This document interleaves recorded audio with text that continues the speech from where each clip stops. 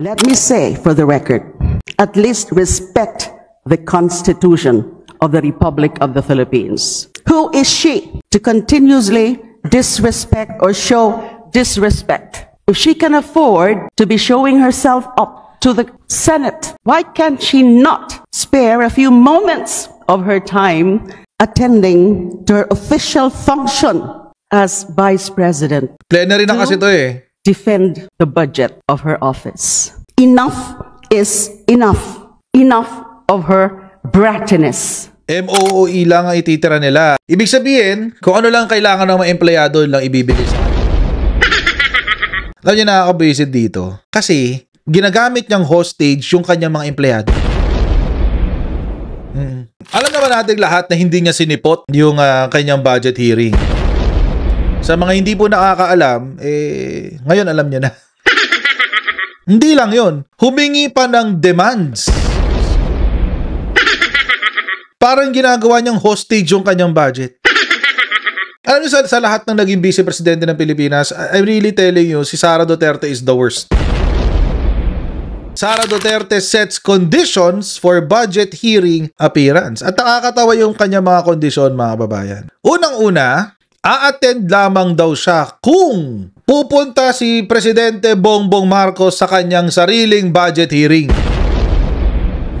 Gagayahin ko kung anong ginagawa ng presidente. Okay. Yan yung mindset niya eh. Naalala ko before, nung kinasuhan ng PNP, si Sara Duterte, isa sa kanyang mga argumento laban sa PNP ay bilang president in reserve, siya din daw ay immune sa mga suit. Hindi rin daw siya pwedeng kasuhan, sabi niya. Sa Constitution kasi, malinaw ho yun na ang presidente ay immune from any suit. Hindi mo pwedeng kasuhan ng presidente kahit anong kaso hanggat siya ay incumbent. After his term, pwede mo na siyang kasuhan. Si Sara Duterte nagdagdag ng bagong doctrine. Akala mo siya yung Supreme Court. Ang argumento niya, dahil siya daw ay president in reserve, immune din daw siya from suits. Hindi rin daw siya pwedeng kasuhan. Wait lang. May mali dun sa language. You are not a president in reserve. You are a vice president. That is the language of the Constitution. At malinaw po ang mandato ng vice-presidente sa Constitution. You will be there for no other reason except to be available if the president dies or is permanently incapacitated to fulfill his job. Kumbaga, spare tire. Eto si Sara Duterte, gusto na niyang tratuhin siyang presidente as early as now. Kahit vice president lang siya. Imagine, mga kababayan, yung security ni Sara Duterte almost equals the president. At nakakatawa, yung presidente walang Howie boys. Si Sara Duterte ay may Howie boys. Ay talaga. May Howie boys sa loob ng Senado. Akalain niyo. Walang crowd pero may Howie boys. Mga kababayan, ng presidente hindi kailangan umattend sa mga budget deliberations. Kasi mga kababayan, ang presidente ay merong executive secretary.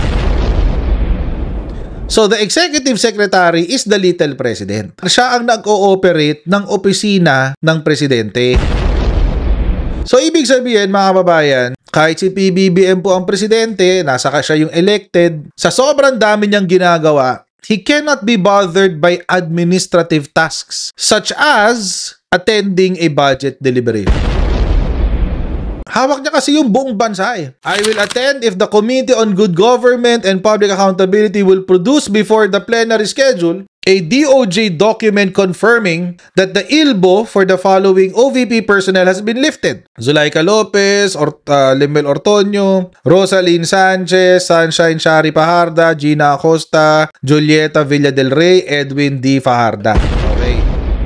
Bakit nga ba may ILBO itong mga taong ito? Or Immigration Lookout Bulletin? Kaya ho sila may ILBO kasi sila po ang mga primary actors sa korupsyon ng OVP.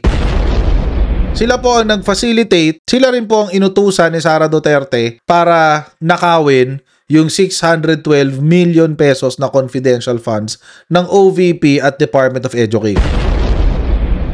So, ang gusto ni Sara Duterte, tanggalin yung pagmamonitor dito sa mga tao na ito. Siguro, para makatakas na.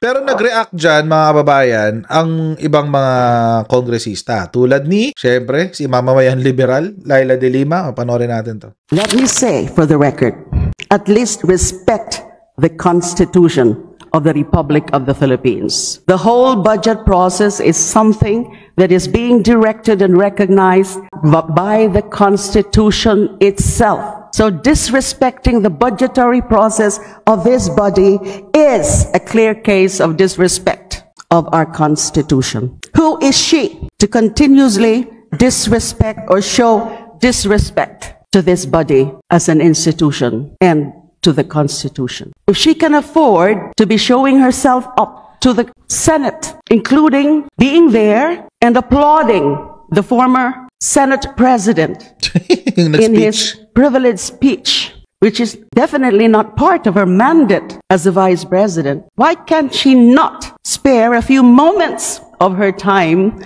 attending to her official function as Vice President? Plenary na kasi to eh. Defend the budget of her office. Enough is enough.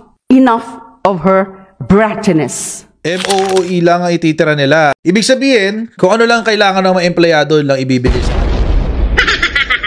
Okay na rin yun. Alam niyo, nakakabisit dito. Kasi, ginagamit niyang hostage yung kanyang mga empleyado.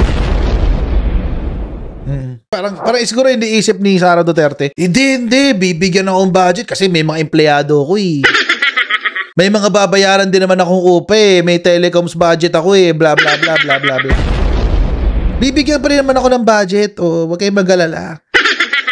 Article 6, Section 24. All appropriation, revenue, or tariff bills, bills authorizing increase of the public debt, bills of local application, and private bills shall originate exclusively in the House of Representatives, but the Senate may propose or concur with amendment. Linawin lang ho natin. All appropriation, ibig sabihin, General Appropriations Bill, yung budget ng buong sambayan ng Pilipinas. Anong sabi? Shall originate exclusively in the House of Representatives. Ibig sabihin, kung meron kang dapat harapin, yun ay sa House of Representatives, hindi sa Senate.